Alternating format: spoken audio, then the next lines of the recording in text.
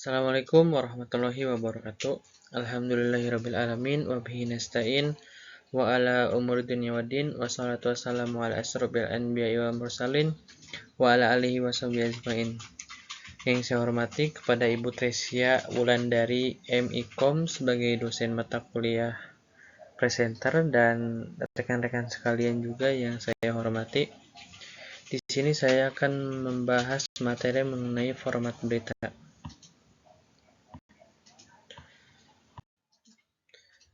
Di sini ada 12 jenis-jenis format berita. Yang pertama itu reader. Reader adalah format berita yang paling sederhana, hanya berupa lead-in yang dibaca oleh presenter, serta berita ini sama sekali tidak memiliki gambar ataupun grafik. Yang kedua ada voice over, yaitu format berita televisi yang lead-in dan tubuh beritanya dibacakan oleh presenter seluruhnya. Dan ketika presenter membaca tubuh berita, gambar pun disisipkan sesuai dengan konteks isi narasi. Yang selanjutnya ada voice over graphic, yaitu format berita televisi yang lead-in dan tubuh beritanya dibacakan oleh presenter secara keseluruhan. Tetapi ketika presenter membaca tubuh berita tersebut, tidak ada gambar yang menyertainya, terkecuali hanya grafik atau tulisan. Yang selanjutnya ada sound of tape, yaitu format berita televisi yang hanya berisi lead-in dan soundbite dari narasumber. Jadi presenternya tuh hanya membacakan lead-in berita, kemudian disusul oleh pernyataan dari narasumber.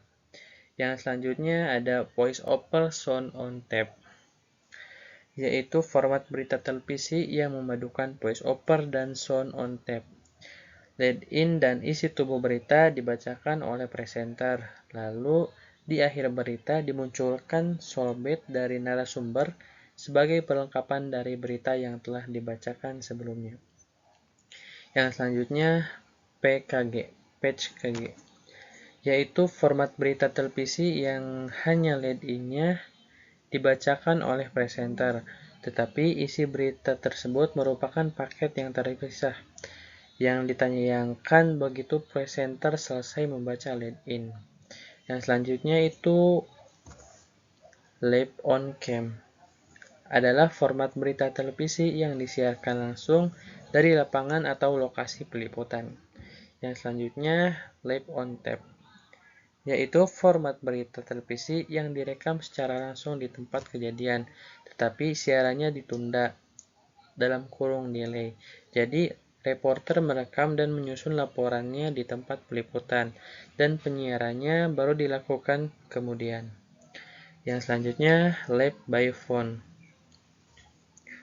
yaitu format berita televisi yang disiarkan secara langsung dari tempat peristiwa dengan menggunakan telepon ke studio. Lead-in berita dibacakan oleh seorang presenter dan kemudian ia memanggil reporter yang ada di lapangan untuk menyampaikan laporannya. Yang selanjutnya ada phone record, yaitu format berita televisi yang direkam secara langsung dari lokasi reporter meliput, tetapi penyiarannya dilakukan secara tertunda. Yang selanjutnya visual news, yaitu format berita televisi yang hanya menayangkan rolling atau gambar-gambar yang menarik dan dramatis. Presenter cukup membacakan lead-in dan kemudian visual ditayangkan tanpa tambahan narasi apapun, seperti apa adanya. Dan yang terakhir ada post-pop, yaitu post-pop itu berarti suara rakyat. Jadi post-pop itu bukanlah format berita, melainkan biasa digunakan untuk melengkapi format berita yang ada. Isinya biasanya adalah komentar atau opini dari masyarakat tentang suatu isu tertentu. Yang selanjutnya ada struktur penulisan. Ada beberapa perbedaan antara menulis naskah berita untuk didengar dan menulis berita untuk dibaca. Narasi berita memiliki 3 struktur penulisan berita. Yang pertama adalah awal, yang kedua pertengahan, dan yang ketiga yaitu akhir penutup. Jadi masing-masing bagian tersebut sudah memiliki maksud tertentu. Nih, struktur awal pembuka, yaitu awal dari suatu tulisan yang memberitahu kepada pemirsa tentang esensi atau pokok berita yang ingin disampaikan. Yang kedua itu pertengahan. Bagian tengah ini memberikan sebuah rincian dari lead dan menjawab hal-hal yang ingin diketahui pemirsa. Dan yang terakhir ada penutup, yaitu bagian dari akhir ini adalah kesimpulan dan keseluruhan berita. Jadi si pemirsa merangkum butir-butir yang penting dalam berita tersebut, agar pemirsa tahu bahwa manfaat berita bagi pemirsa itu apa. Di sini yang selanjutnya ada rumus 5C. Yang pertama itu konversasional, yaitu bersifat percakapan. Yang kedua itu ada clear, jelas. Yang ketiga concise, ringkas atau singkat. Yang keempat compelling, menarik. Dan yang terakhir, yang kelima choice free, bebas kata klise. Selanjutnya ada aturan dasar. Ada 6 aturan dasar dalam penulisan berita.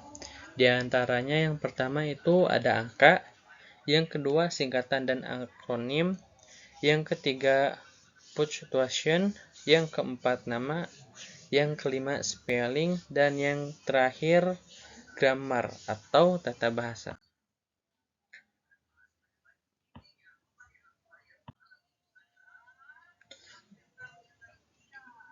Yang selanjutnya ada proses pengolahan berita di redaksi. Praproduksi. Yang pertama itu penentuan materi. Yang kedua pemilihan bentuk liputan. Dan yang ketiga penugasan liputan. Yang pratayangnya yaitu yang pertama inventarisir materi. Yang kedua pemilihan materi. Yang ketiga pemilihan format penayangan. Yang keempat membuat atau koreksi skrip. Yang kelima pemilihan gambar. Dan yang keenam editing. Mungkin cukup sekian dari saya, kurang lebihnya mohon maaf. Assalamualaikum warahmatullahi wabarakatuh.